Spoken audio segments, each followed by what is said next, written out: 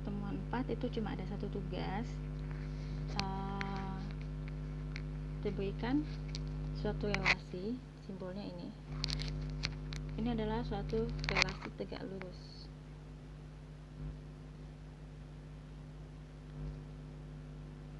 Pada bidang Euclid ya. Nah, pertanyaannya, apakah relasi ini memenuhi sifat refleksif, simetris, antisimetris, dan transitif?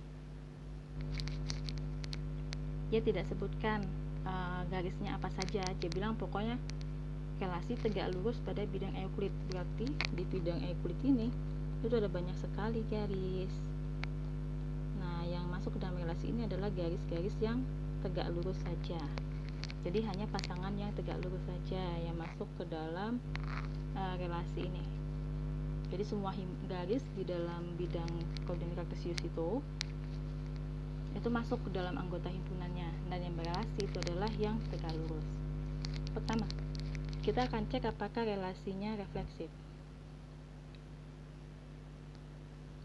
Relasi refleksif itu dikatakan memenuhi sifat refleksif jika untuk setiap A yang merupakan anggota dari himpunan, anggaplah himpunannya tadi itu himpunan garis di bidang Euclid itu adalah himpunan H ya. H himpunan garis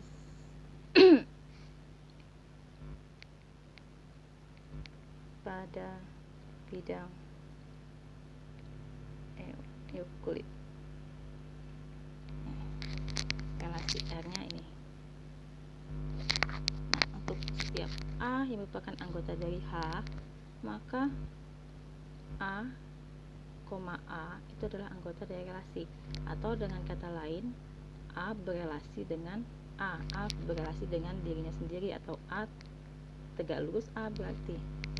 Nah, sekarang misal nih, sembarang garis, apakah mungkin garis ini tegak lurus dengan dirinya sendiri?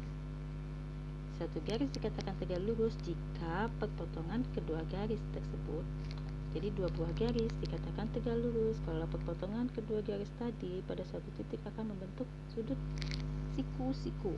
Nah, nggak mungkin kan garis L membentuk siku-siku dengan garis L, maka ini tidak refleksif karena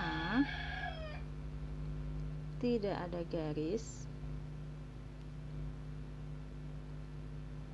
di bidang Euclid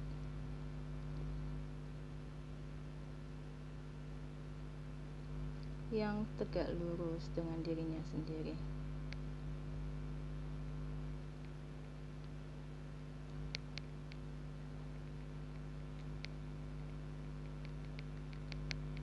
Cukup jelas ya, karena dalam bidang Euclid itu garisnya lurus-lurus, nggak ada yang belok gitu. Beda dengan non Euclid. Kemudian yang kedua, apakah dia simetris? Kalau simetris itu artinya ya untuk setiap simetris ya. Untuk setiap A dan B yang merupakan anggota dari himpunan, maka kalau ada A yang berelasi dengan B, maka B juga akan berelasi dengan A. Jadi kita cek, ini ada garis A, ini ada garis B. Ini garisnya tegak lurus. A tegak lurus dengan B, apakah B juga tegak lurus dengan A? Ya iya. Jadi pada relasi tegak lurus itu berlaku sifat simetris.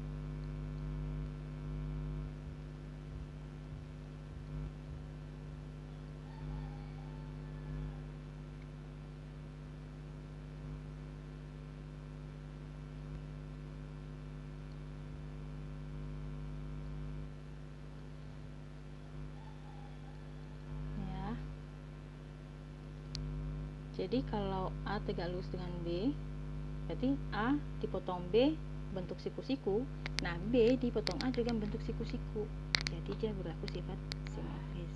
Nah sekarang yang antisimetris.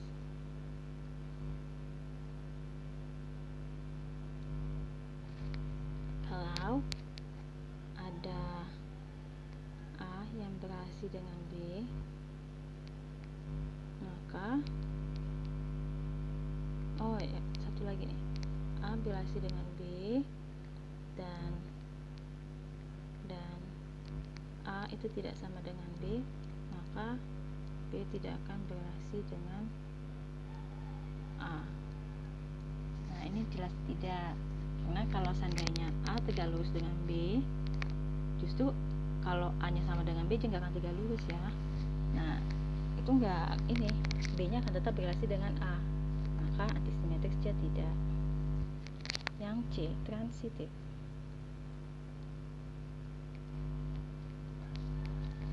Nih, kalau A berelasi dengan B, kemudian ada B yang berelasi dengan C, tulisannya error.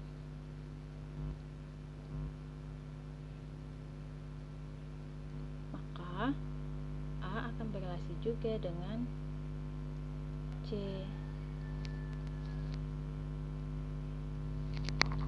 Kita cek, ini garis A tadi, ini garis B, tegak lurus ya.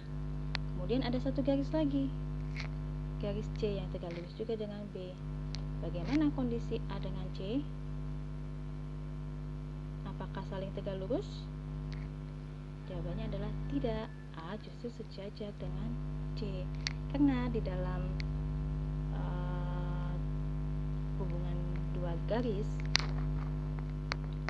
jika A tegak lurus, kita pakai B ya. Jika B tegak lurus dengan A dan C, maka A itu sejajar dengan C. Ini ada teoremanya. Maka dia tidak transitif. Jadi dari keempat sifat ini yang terpenuhi hanyalah simetris. Pembuktiannya sudah, kita cukup buat kesimpulan lagi. Maka relasi tegak lurus dalam bidang Euclid